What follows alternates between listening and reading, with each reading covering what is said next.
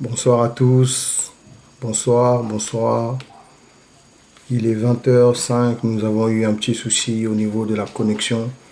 Nous nous excusons par rapport à ces problèmes. Nous nous excusons vraiment. Nous avons eu un petit souci. Mais Dieu est grand. Dieu nous fait grâce. Alléluia. Nous voulons bénir le nom du Seigneur ce soir encore. Nous voulons dire à Dieu qu'il est merveilleux, qu'il est agréable et bon pour nous, notre Seigneur, notre Sauveur. Comme vous savez, aujourd'hui, c'est le premier jour. Aujourd'hui, nous commençons notre séminaire par la grâce du Seigneur. Comme vous savez, nous avons eu un temps où nous avons préparé ce séminaire et nous croyons que Dieu va vraiment nous faire du bien. Nous croyons que le Seigneur va nous visiter. Nous croyons que pendant ces 3 jours, Dieu va fortifier une âme. Nous croyons que pendant ces 3 jours, Dieu va parler à quelqu'un. Nous pensons et nous croyons que pendant ces 3 jours, Dieu va se révéler dans la vie d'une personne. En tout cas, ce programme est pour nous, ce programme est pour vous. Et nous savons que le Seigneur est vivant. Alléluia. Alléluia. Gloire au Seigneur. Je vois déjà des personnes qui sont en train de se connecter. Connectez-vous massivement parce que Dieu va parler à quelqu'un ce soir. Dieu va se révéler à une personne ce soir. Alors, sans plus tarder, nous allons d'abord prier. Recommandons ces instants, ce moment entre les mains de notre Père. Nous voulons prier ensemble. Nous voulons dire à Dieu merci parce que c'est lui le créateur, c'est lui notre Père, c'est lui notre Sauveur, c'est lui notre Seigneur, c'est lui notre Père. Nous voulons l'honorer ce soir, nous voulons le célébrer ce soir, nous voulons lui dire combien il est merveilleux pour nous, combien il est excellent, combien il est bon pour nous.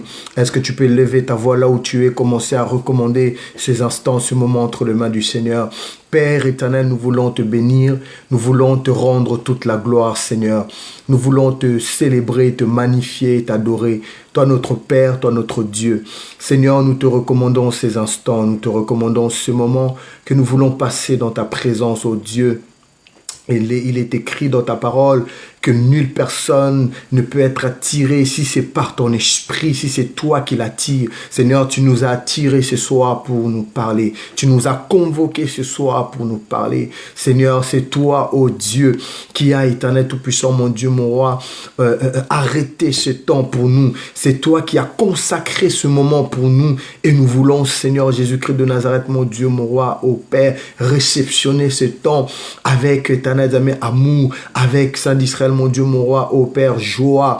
Oh oui, Seigneur, nous te bénissons, nous te magnifions, nous glorifions ton saint nom, Seigneur Jésus. Oh oui, que ce moment soit des moments bénéfiques, des moments de grâce, des moments de paix, des moments de joie, des moments de révélation, des moments, Seigneur, de guérison, des moments, Seigneur, de louange, des moments, Seigneur, mon Dieu, mon roi, de restauration, oh Dieu. Nous bénissons ton nom, Saint d'Israël, mon Dieu. Père, je viens entre tes mains me recommander, Seigneur Jésus. Prends, Seigneur, le contrôle de ma vie. Prends le contrôle de ma bouche. Prends le contrôle, Seigneur, mon Dieu. Oh oui, Saint d'Israël, de ma personne. Conduis-moi, dirige-moi, Seigneur. Parle au travers de moi. Et oh oui, je te prie, Seigneur, d'édifier une personne ce soir au travers de ma vie. Je vais être, Seigneur, ce canal par lequel tu passeras pour arroser ton peuple, Saint d'Israël, mon Dieu. Ce soir, arrose ton peuple. Ce soir, édifie ton peuple. Ce soir, restaure ton peuple. Ce soir, parle à ton peuple, éternel Amen. À toi seul, la gloire, la louange, l'adoration, aujourd'hui pour toute l'éternité. Au nom puissant et glorieux de notre Seigneur Jésus, je m'efface et je prie, Seigneur, que tu puisses prendre toute la place et que tu puisses commander dès aujourd'hui. Ô Père, à toi seul la gloire, la louange, l'adoration, aujourd'hui et à jamais. Au nom puissant et glorieux de notre Seigneur Jésus-Christ, nous avons ainsi prié. Nous disons tous Amen, Amen, Amen, Amen. Est-ce que tu peux déjà acclamer le Seigneur là où tu es ce soir? Est-ce que tu peux pousser le cri de joie là où tu es ce soir? Alléluia. Oh oui, nous sommes connectés. Dieu va nous faire du bien ce soir. Je le crois de tout mon cœur que le Seigneur nous a réservé quelque chose de merveilleux. Le Seigneur nous a réservé quelque chose d'excellent ce soir et nous bénissons son saint nom pour son amour. Alléluia. Gloire à Dieu. Alors, comme vous savez, nous avons pris un temps où nous avons cherché la face de Dieu. Le pasteur Junior est entré en prière et le Seigneur a déposé quelque chose dans la vie de son serviteur. Et il lui a déposé ce thème qui est la restauration. Alors nous allons parler de la restauration pendant ces 3 jours. Et aujourd'hui, par la grâce de Dieu, nous allons essayer d'introduire ce message. Et nous croyons que Dieu va se glorifier. Alléluia, la restauration. Alors, comme sous-thème, je parlerai ce soir de la restauration de l'âme ou encore la restauration de l'homme intérieur. Alléluia. Alléluia. Gloire à Dieu. Alors, vous savez, lorsqu'on parle de la restauration, on peut penser à la restauration d'œuvres d'art, par exemple, de pièces, des meubles, des objets, des bâtiments, des historiques, alléluia, qui ont énormément de valeur, alléluia. Donc, en pensant à ces choses-là, on voit déjà que ces personnes qui vont retaper, par exemple, un immeuble qui date de 1800, par exemple, ou je ne sais pas si certaines personnes connaissent ce grand château de Versailles. Vous voyez un peu, lorsque certaines personnes réalisent que la peinture, certaines choses commencent à se dégrader, qu'est-ce qu'ils vont faire? Ils vont essayer de restaurer le château. Alléluia. Ils vont essayer de restaurer le château. Vous allez vous rendre compte que les hommes le restaurent avec soin et font tout pour protéger en fait soit le bâtiment, soit les objets, soit le meuble, des pièces et ainsi de suite. Vous voyez un peu? Ils vont tout faire pour protéger la chose et pour pas qu'une personne tierce vienne pour abîmer ces choses qui ont vraiment de la valeur. Vous voyez un peu? Ils vont tout faire pour préserver les patrimoines. Et cela, vous savez, les patrimoines ont toujours de la valeur. Donc, ils vont tout faire pour protéger ces patrimoines. Ils vont tout faire pour garder, préserver, restaurer les choses qui ont été cassées, abîmées. Alléluia. Alors, si les hommes, dans leur pensée, peuvent faire ces choses, à combien plus forte raison notre Dieu? Ça, c'est la question que je nous pose. Si les hommes prennent de telles, comment dirais-je, prennent des résolutions, ok, pour préserver, pour garder les choses qui ont de la valeur. Et quelquefois même, ils vont aller jusqu'à restaurer ces choses parce que ça a de la valeur aux yeux des hommes. Si les hommes peuvent faire cela, à combien plus forte raison notre Dieu? À combien plus forte raison notre Seigneur? Alléluia.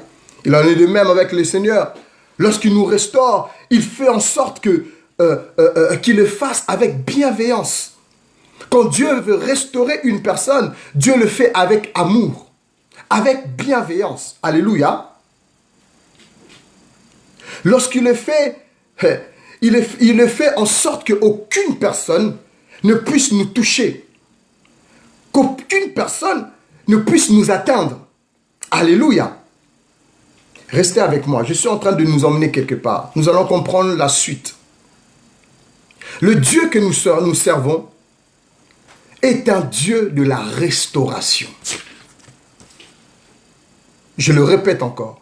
Le Dieu que nous servons est un Dieu de la restauration. Est-ce que quelqu'un peut dire avec moi, le Dieu que nous servons est un Dieu de la restauration? Est-ce que tu peux encore le répéter? Le Dieu que nous servons est un Dieu de la restauration. Alléluia. Écoutez, car comme les œuvres d'art, comme je disais tout à l'heure, les monuments historiques font partie du patrimoine d'un homme, d'une famille, d'une entreprise, d'une ville ou même d'une nation. Ben écoutez, nous qui sommes chrétiens, nous faisons partie également du patrimoine de Dieu. Pourquoi? Parce que nous avons de la valeur aux yeux de Dieu. Alléluia. Les hommes vont préserver leur patrimoine. Les patrimoines d'une nation, d'une entreprise, d'une famille. Ils vont en prendre soin. Ben écoutez, j'aimerais dire à une personne, nous sommes le patrimoine de Dieu.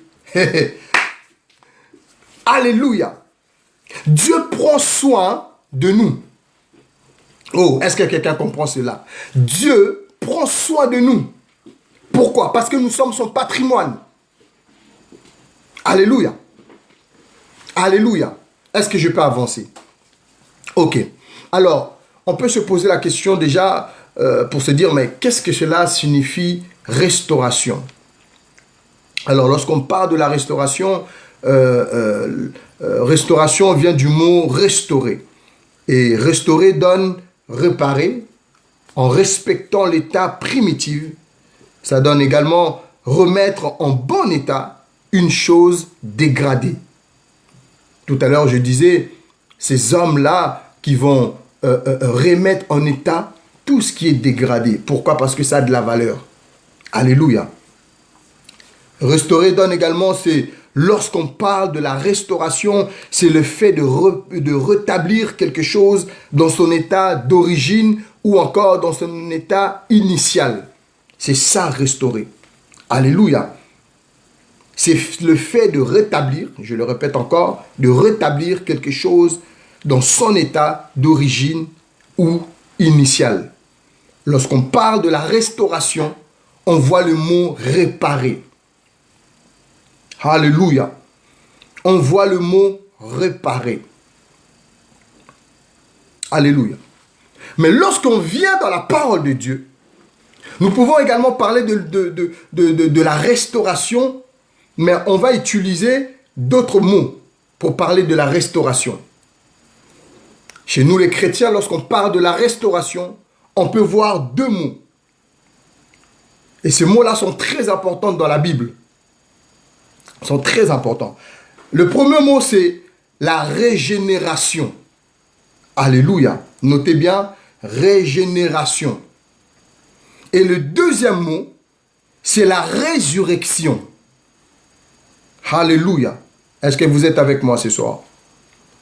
Le premier mot, c'est régénération. Le deuxième mot, c'est la résurrection. Lorsqu'on parle de la résurrection, on voit le retour de la mort à la vie. Alléluia. Le retour de la mort à la vie.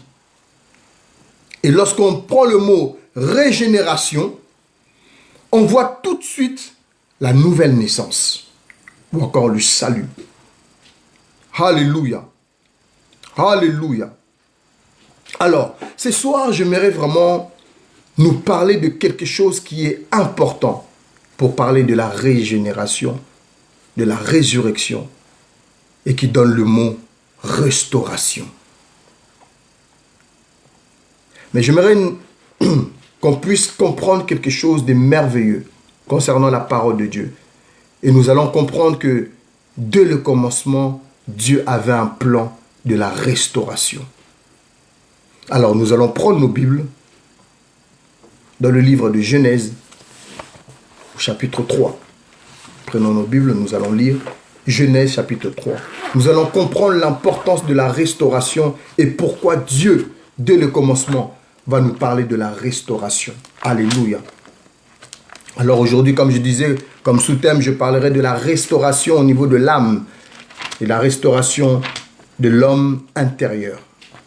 Le pasteur Junior nous a parlé dernièrement sur la restauration de l'âme en parlant de la prospérité de l'âme. Alléluia.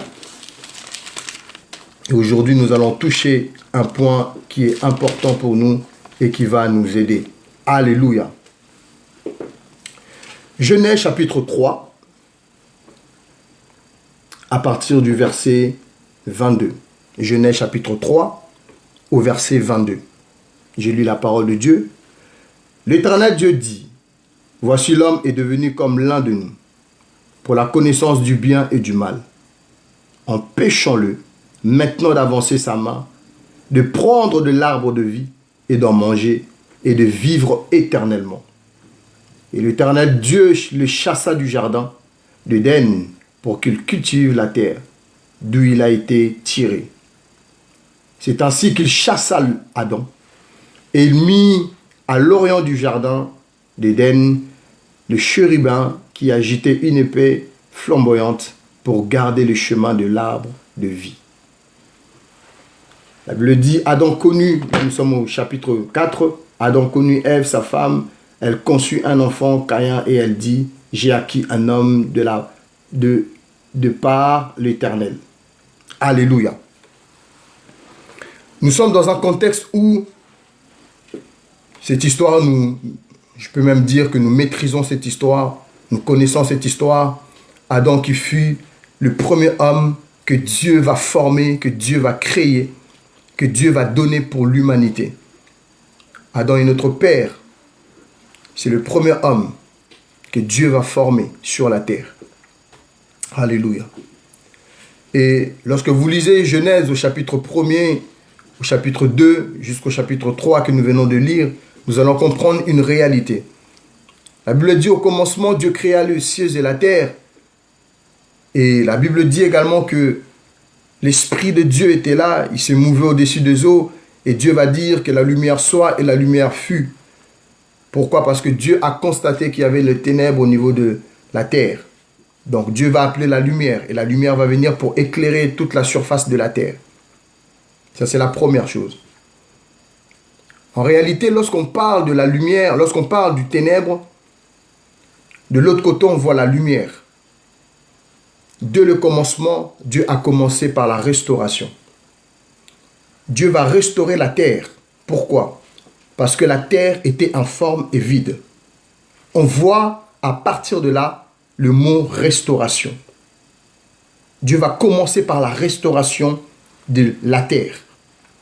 La Bible dit que la terre était informe et vide.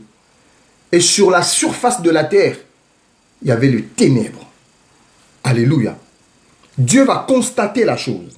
Pourquoi? Parce que lorsque Dieu a créé la terre, Dieu n'avait pas créé la terre dans le ténèbre, avec le ténèbre. Comprenez-moi bien. Lorsque Dieu a créé la terre, il n'y avait pas le ténèbre. Alléluia. Lorsque vous lisez Apocalypse chapitre 12, au verset 12, la Bible est en train de nous enseigner quelque chose de très important. La Bible est en train de nous dire que le diable va descendre sur la terre, armé d'une grande colère. C'est par cette descente qu'il y a le ténèbre sur la surface de la terre. Alors qu'au départ, il n'y avait pas de ténèbres. Lorsque Dieu a créé la terre, il y avait déjà la lumière. La lumière existait déjà. Alléluia. Mais quand Dieu va constater que le ténèbre est arrivé sur la terre, Dieu va restaurer la terre. Je ne sais pas si quelqu'un est avec moi. Donc le plan de la restauration a commencé déjà avant la fondation. Est-ce que quelqu'un est avec moi ce soir? Donc Dieu va restaurer la terre. Alléluia. Parce qu'il dira que la lumière soit et la lumière fut. Suivez-moi très bien. Et lorsque vous lisez ce texte, vous allez comprendre que lorsqu'on parle de la lumière, il n'est question que de Christ. Parce que dans Jean au chapitre 8, au verset 12, Christ se présente comme la lumière du monde. Alléluia. Est-ce que vous êtes avec moi? Le Seigneur va se présenter comme la lumière du monde. Donc, Dieu va choisir une personne au nom de Jésus-Christ. Ok? Donc, dès le commencement, Dieu avait un plan concernant la terre. Et par rapport à ce plan, Dieu avait choisi un homme qui devait restaurer la lumière de la terre. Est-ce que quelqu'un est avec moi? Suivez-moi très bien. Je répète. Sur la terre, il y avait le ténèbre. Mais le plan initial, lorsque vous regardez comment Dieu avait formé les choses, le ténèbre n'était pas sur la terre. Alléluia. Parce que Dieu ne peut pas créer quelque chose d'imparfait. Lorsque Dieu crée quelque chose, tout est parfait. Voilà pourquoi j'aimerais dire à une personne, Dieu t'a créé parfaitement. Dieu t'a créé parfaitement. Tu n'as pas de défaut. Selon Dieu, tu n'as pas de défaut. Dieu t'a créé parfaitement. Alléluia. Ok, nous allons poursuivre. Alors, après cela, Dieu va créer les oiseaux, Dieu va créer la mer, Dieu va créer les poissons, Dieu va créer les arbres, Dieu va créer la nature, toutes les choses que nous connaissons. Dieu va créer ces choses-là. Mais il y a un moment où Dieu va se poser le 6e jour et Dieu va dire, faisons l'homme à notre image et à notre ressemblance. Ok? Faisons l'homme à notre image et à notre ressemblance. Ça, c'est Dieu qui est en train de parler. Nous pouvons les lire. Hein? Là, nous sommes dans Genèse au chapitre 1er, à partir du verset 26. La Bible dit, puis Dieu dit, faisons l'homme à notre image, selon notre ressemblance, et qu'il domine sur les poissons de la mer, sur les oiseaux du ciel, sur les bétails, sur toute la terre, et sur tous les reptiles qui rampent sur la terre. Dieu créa l'homme à son image, il le créa à l'image de Dieu.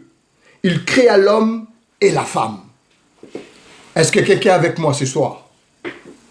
Je nous emmène quelque part pour comprendre d'où est venue la restauration. Alléluia. Donc là, Dieu va créer un homme au nom de Adam. Adam qui est le représentant de tous les êtres humains. Alléluia. Adam qui est le père de tous les hommes. Alléluia. Car nous sortons tous d'Adam. Alléluia. Donc Dieu va créer Adam. Dieu va le former.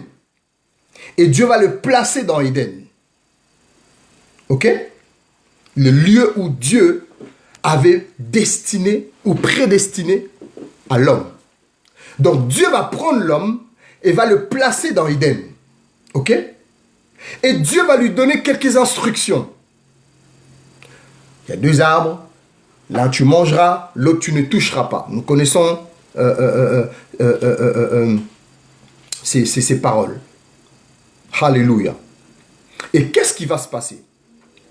Au chapitre 3, la Bible nous apprend que l'homme va désobéir au commandement de Dieu. Écoutez, lorsque Dieu a créé Adam, le premier homme, la Bible nous enseigne, au chapitre 2, au verset 7, que Dieu va souffler dans les narines de l'homme. Donc, Dieu va se mettre dans l'homme. Ok? Dieu va se mettre dans l'homme. Il va se placer dans l'homme. Son esprit va être en contact avec l'homme. Et la Bible dit que l'homme devint une âme vivante. Nous parlons de l'âme. La restauration de l'âme. Souvenez-vous très bien. Ou la restauration de l'homme intérieur. Souvenez-vous très bien. Qu'est-ce que Dieu va faire? Dieu va se mettre dans l'homme. L'esprit de Dieu va être en contact avec l'âme de l'homme. Et la Bible dit que l'homme va vivre. L'homme devint un être vivant. Alléluia. Alléluia. À partir de là, l'homme va vivre. Et Dieu avait un plan pour cet homme. Dieu communiait avec cet homme. Dieu parlait avec cet homme. Dieu avait un plan pour cet homme. Et selon le plan de Dieu, c'était que l'homme vive éternellement, étant pur et saint. Alléluia. Selon la pensée de Dieu, c'était que l'homme soit un adorateur. Alléluia. Souvenez-vous de la définition du mot restauration. Lorsqu'on parle du mot restauration, souvenez-vous, je disais, c'est le fait de rétablir quelque chose dans son état d'origine ou initial. Souvenez-vous. Suivez-moi très bien. Selon la pensée de Dieu, c'était que l'homme puisse vivre avec lui.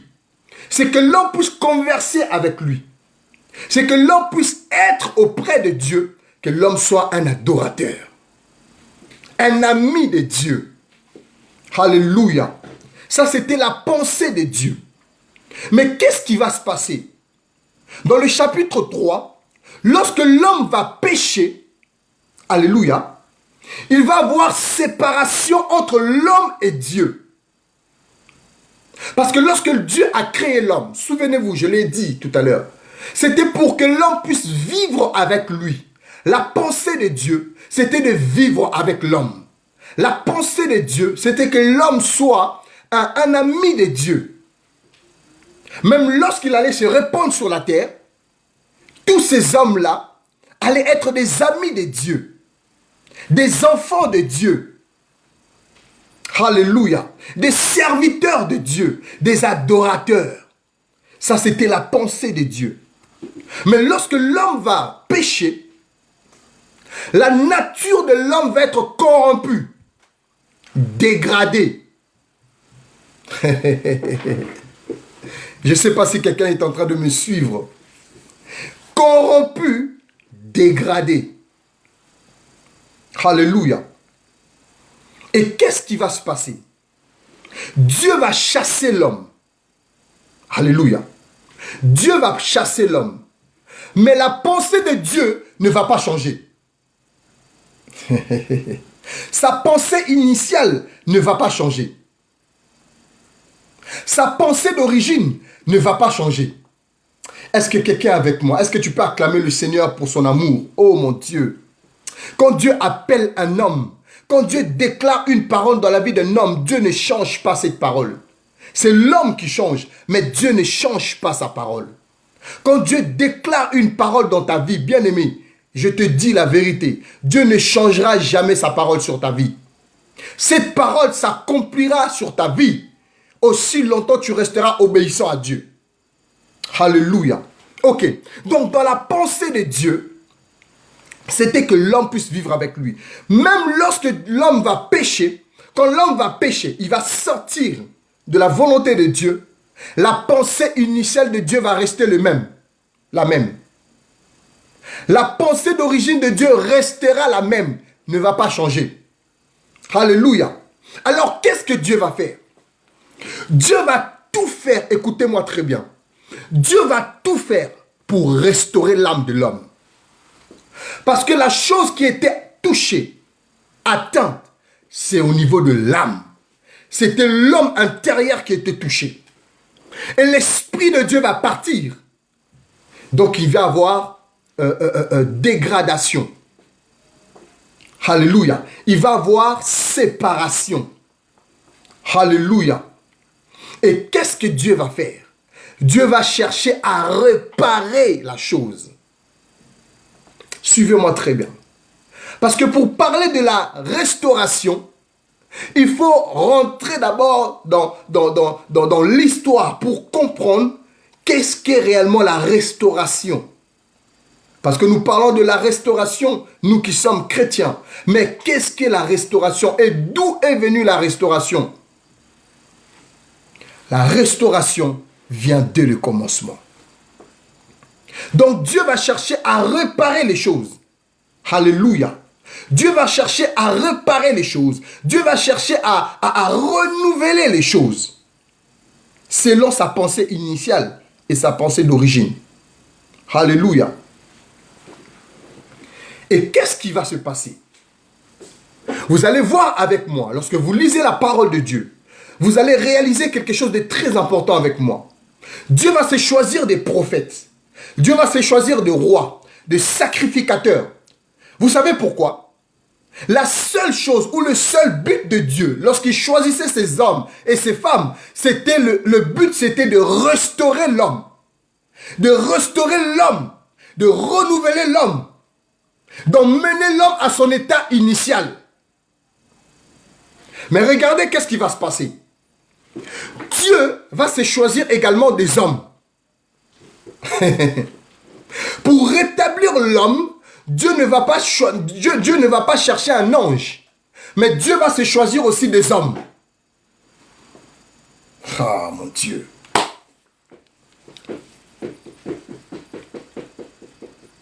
Voilà pourquoi, bien-aimé, j'aimerais dire à une personne, lorsque Dieu veut faire du bien à une personne, Dieu s'est choisi également des hommes.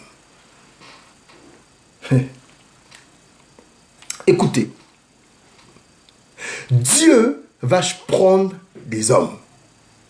Le but de Dieu, c'était que l'homme puisse revenir à son état initial. Dieu va chercher à réparer l'âme, l'esprit de l'homme. Pourquoi? Parce qu'il y a eu dégradation. Il y a eu séparation. Alléluia. Alléluia. Et lorsque vous lisez la parole de Dieu, vous allez vous rendre compte dans Psaume au chapitre 23 par exemple, là nous avons un exemple parfait. L'homme de Dieu David est en train de dire quelque chose d'important. Il dit: l'Éternel est mon berger. Je ne manquerai de rien. Il me fait reposer sur de verts pâturages. Mais ce que j'aime par la suite, il dit: l'Éternel restaure mon âme. Pourquoi David parle de l'âme? Il dit: il restaure mon âme. David a compris que ce que Dieu veut, c'est la restauration de l'homme. Mais au niveau de l'âme, il faut que l'âme soit restaurée. Alléluia. Il faut que l'âme soit restaurée. Aussi longtemps que l'âme n'est pas restaurée, l'homme ne peut jamais obéir à Dieu. L'homme ne pourra jamais dépendre de Dieu. L'homme ne pourra jamais connaître Dieu. Pourquoi? Parce que son âme n'est pas restaurée. Son âme n'est pas revenue à son état initial. Donc, automatiquement, il y a un problème. Alléluia. Je peux donner plusieurs exemples comme ça. Lorsque vous lisez 2 Chroniques au chapitre 7, à partir du verset 14, la Bible est en train de nous dire quelque chose de très important. La Bible dit: si mon peuple sur qui est invoqué mon nom s'humilie, prie, cherche ma face, et si se détourne de ses mauvaises voies, moi l'Éternel, je guérirai son pays. En fait, Dieu est en train de parler de la restauration de son peuple, la restauration des hommes. Pourquoi? Parce que les hommes se sont éloignés de lui. Ce qui détruit le monde aujourd'hui, c'est le problème de la restauration. C'est parce que l'homme n'est pas restauré. Alléluia. Ce qui détruit le monde aujourd'hui, c'est le problème de la restauration. L'homme n'est pas restauré. Est-ce que je parle à quelqu'un ce soir? Est-ce que je suis en train de parler à quelqu'un ce soir? Alléluia. Regardez ceci. Il y a une chose que j'ai compris lorsque je méditais la parole de Dieu avant de préparer cet enseignement par la grâce du Seigneur. J'ai compris une réalité. C'est que on ne peut pas parler de la restauration si au préalable, il n'y a pas eu une prise de conscience. Alléluia. Lorsqu'on parle de la restauration, c'est qu'au préalable, il y a une prise de conscience. Pour que l'homme puisse venir vers Dieu, pour que l'homme puisse donner sa vie à Dieu, pour que l'homme puisse revenir à son état initial, son état d'origine, il faut qu'au préalable, qu'il y ait une prise de conscience. Lorsqu'il y a une prise de conscience, là on pourra parler de la restauration. La restauration vient par une prise de conscience. Alléluia. Combien des hommes n'ont pas la prise de conscience? La conscience de quoi? De ce que nous sommes en Dieu. De qui nous sommes en Dieu. Alléluia. La conscience par rapport à quoi? Par rapport à notre état actuel. Par rapport à ce que nous vivons actuellement dans ce monde, par exemple. Alléluia. Regardez après. Donc Dieu va chasser l'homme. Et comme je disais, Dieu va se choisir des hommes pour toucher l'homme, pour parler à l'homme, pour ramener l'homme à son état initial, pour ramener l'homme dans sa présence. Alléluia. Parce que Dieu l'avait créé pour être dans sa présence. Mais écoutez, Dieu s'est choisi des hommes, mais aucun homme était parfait. Parce que ces mêmes hommes que Dieu choisissait avaient aussi besoin d'une restauration quelconque. Oh mon Dieu! Ces hommes que Dieu va se choisir avaient aussi besoin d'une restauration quelconque. Donc ces hommes-là ne pouvaient pas emmener les autres hommes à la restauration, ok, à une prise de conscience, parce qu'eux-mêmes avaient besoin d'une restauration. Donc par là déjà, il y a un problème. Mais écoutez ceci. Dieu n'a jamais régné son plan. Dieu n'a jamais rejeté son plan. Dieu n'est pas un Dieu d'échec. Le Dieu que nous servons est un Dieu de la réussite. Oh, est-ce que je peux encore le répéter? Le Dieu que nous servons est un Dieu de la réussite. Dieu savait que même si j'allais choisir les hommes, Dieu savait qu'aucun homme était parfait. Il le savait. Il le savait. Regardez, je reviens un peu en arrière. La Bible dit, dans le livre de Genèse, au chapitre 1er, que la terre était informe et vide. Ok? Il y avait de l'abîme, le ténèbre qui régnait sur la surface de la terre. Et la Bible dit que Dieu va dire quoi? Que la lumière soit. Donc Dieu s'est choisi quelqu'un. Mais cet homme-là n'était pas un homme quelconque. Cet homme-là n'était pas un homme, enfin je dirais, n'était pas n'importe qui. Je ne sais pas si quelqu'un est en train de me voir venir là. Dieu s'est choisi quelqu'un dès le commencement pour restaurer la terre. Suivez-moi.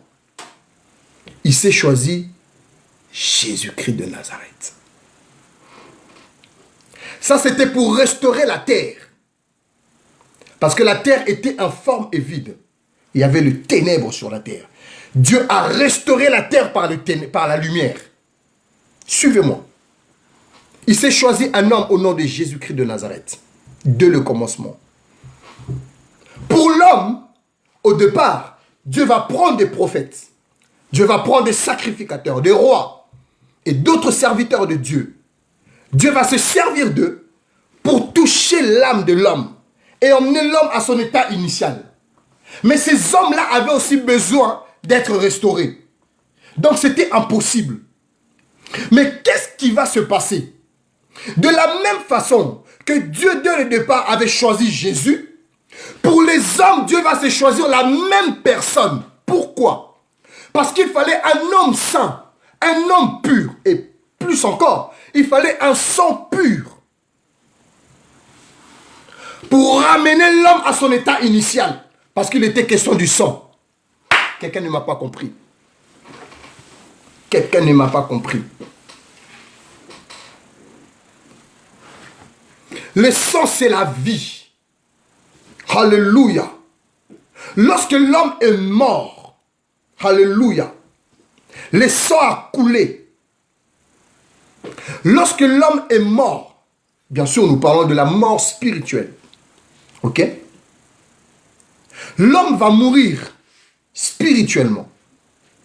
Mais Dieu devait par le plan qu'il avait dès le départ renouveler l'homme, restaurer l'homme, emmener l'homme à son état initial.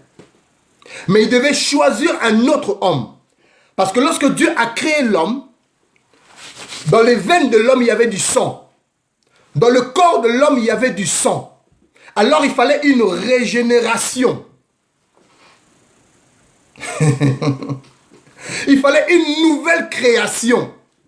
Mais cette création-là devait venir du sang d'une personne. D'où on parle de la résurrection.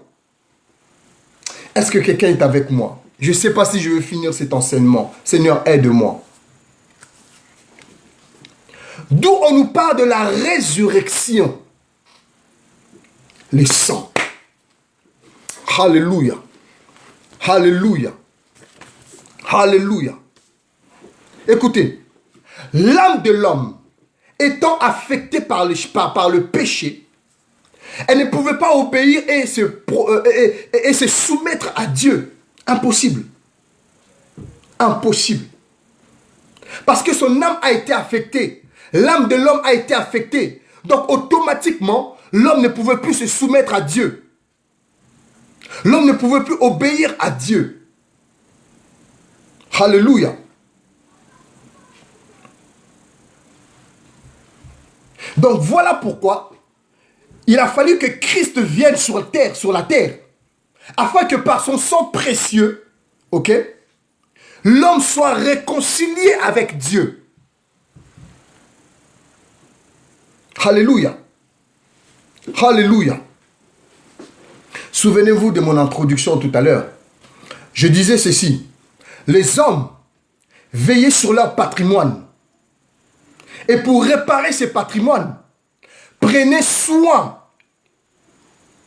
avec, en fait, ces hommes-là allaient travailler avec des matériaux précieux. Vous voyez? Ces hommes-là, pour réparer les choses, ils ne prenaient pas n'importe quel matériel. Alléluia. Ils n'allaient pas chercher n'importe quelle entreprise. Alléluia. C'était des choses précieuses. Donc Dieu devait se choisir un homme précieux pour réparer l'homme. Il ne fallait pas... en fait, Dieu ne devait pas prendre une personne qui avait en lui déjà des choses dégradées. Vous voyez un peu? Dieu ne devait pas prendre un homme déstabilisé. Alléluia. Un homme qui, au-dedans de lui déjà, avait cette semence du péché. Dieu devait se choisir un homme parfait. Un homme sans péché. Alléluia. Un homme qui avait un sang pur, sans tache ni ride. Dès le commencement, Dieu s'est choisi Jésus-Christ de Nazareth. Alléluia. Voilà pourquoi l'apôtre Paul va comprendre quelque chose de très important. Lorsque vous lisez Romains chapitre 12, à partir du premier verset, il est écrit: je vous exhorte, frères, par les compassions de Christ, alléluia, à ne pas vivre comme des hommes de ce monde. Alléluia. Et il dit par la suite: ne vous conformez pas au siècle présent, mais soyez renouvelés ou encore transformés. Alléluia. Il nous parle de l'intelligence. L'intelligence, c'est l'âme. Il nous parle de l'intelligence. Il dit l'homme doit être transformé, renouvelé, restauré.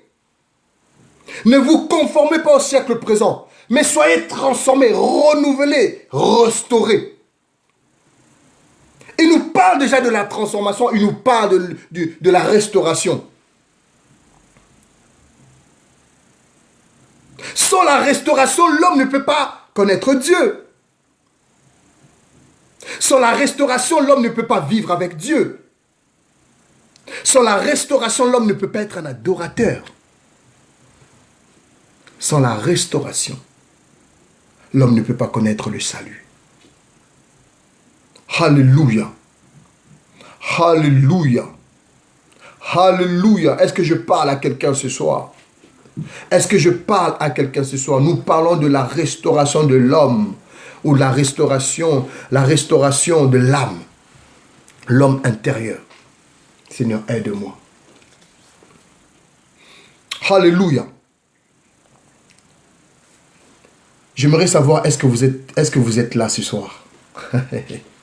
Est-ce que quelqu'un comprend quelque chose ce soir? Est-ce que quelqu'un comprend quelque chose ce soir? Si tu comprends quelque chose, dis oui, je comprends quelque chose. Alléluia. Voilà. Donc le Seigneur, par son amour, va choisir son Fils unique, qui est le Seigneur Jésus-Christ de Nazareth. Et lorsque le Seigneur va venir sur la terre, lorsque vous lisez l'histoire de Christ, vous allez vous rendre compte que son histoire est basée sur la restauration de l'âme, la restauration de l'esprit, la restauration de l'homme intérieur. Lisez la parole de Dieu, lisez l'histoire de Christ, lisez ses prédications, lisez ses enseignements. Vous allez comprendre qu'il tournait qu'autour de ça. Il ne tournait qu'autour de ça. La restauration de l'homme.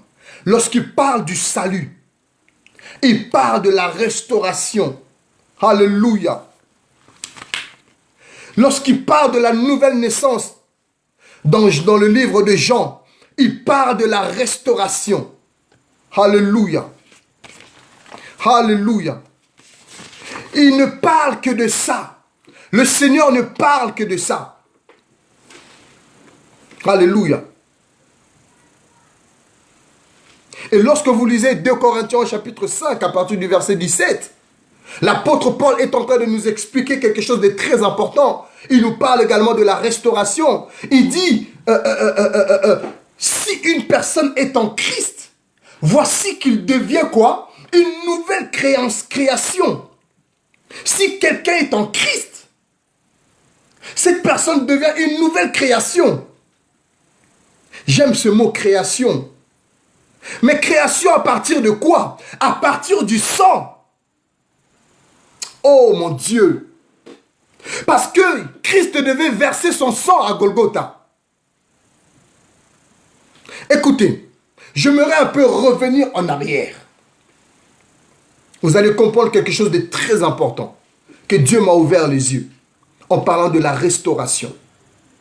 Lorsque Dieu va chasser Adam et Ève. Écoutez, la Bible dit que Dieu va tuer un animal. Et Dieu va prendre le peau, la peau de cet animal et va revêtir l'homme. Dieu va prendre la peau de cet animal et va revêtir l'homme. Mais écoutez, le sang avait coulé. Le sang avait coulé ce jour-là. Dès le départ, Dieu a voulu déjà commencer le plan de la restauration. À partir de là déjà. Le sang va couler. Mais lorsque Christ va venir sur la terre, il va aller à la croix de Golgotha. Il était question de quoi? Du sang. Il était question du sang. Si quelqu'un est en Christ, cette personne devient, ok, une nouvelle création. À partir du sang, tu deviens une nouvelle création. Les choses anciennes sont passées, ok. Là, on nous parle de quoi? Du plan initial de Dieu. Voici, toutes choses sont devenues nouvelles. Nouvelles à partir de quoi? Du sang. Mais on nous parle de quoi? De l'œuvre rédemptrice du Seigneur. Alléluia. Donc le plan initial de Dieu, le plan d'origine de Dieu. Donc la réparation. Oh. Dieu est un Dieu de réparation. Les choses anciennes sont passées. Voici, toutes choses sont devenues nouvelles à partir du sang. La restauration.